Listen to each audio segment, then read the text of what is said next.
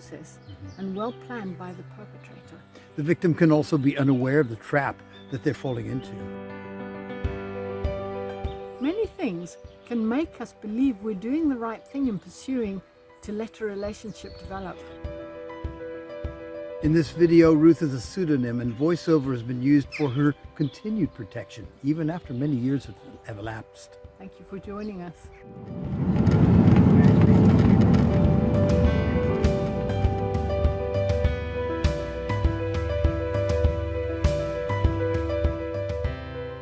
How did you meet your husband, Ruth? I met him in church that I'd been going to for a long time, 10 years or so. So you had been going to church for a long time when you met your husband? Yes. Okay. And there must have been an attraction. Was it a quick romance? It was a very strange thing, I think. 6 weeks before I met him, I had this real image and I felt like a word from God saying that I was going to meet my husband and go into some form of ministry with him.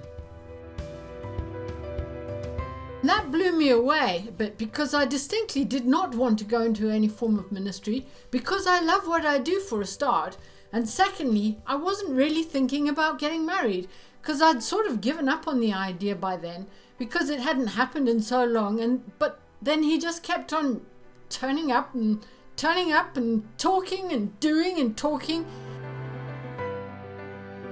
He became very significant to me in a very short space of time, which I would thoroughly advise anyone against getting themselves into your life so fast.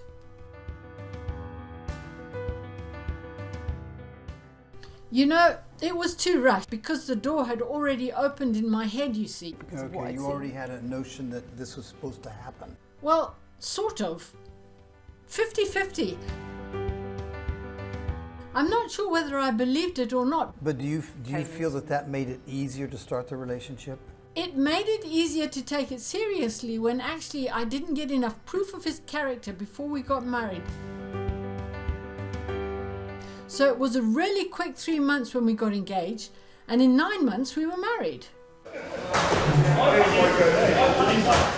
Was your husband in the church at the time that you met him? Was he a regular churchgoer? But he seemed to drop into several. He tended to go to church twice on a Sunday.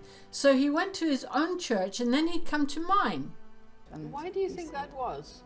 Well, looking back on it now, I think he was absolutely dependent on being with people because he couldn't stand being on his own. So he just had to fill out his time with people all the time. Church services, people, going out, doing stuff. He could never be still.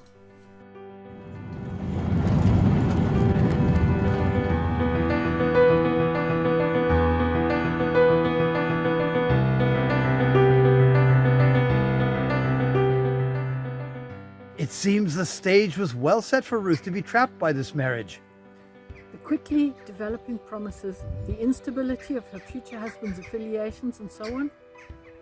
Yeah, next week we'll be back with Carol as she goes deeper into how to admit the lie. Hope to see you then. God bless and bye for now.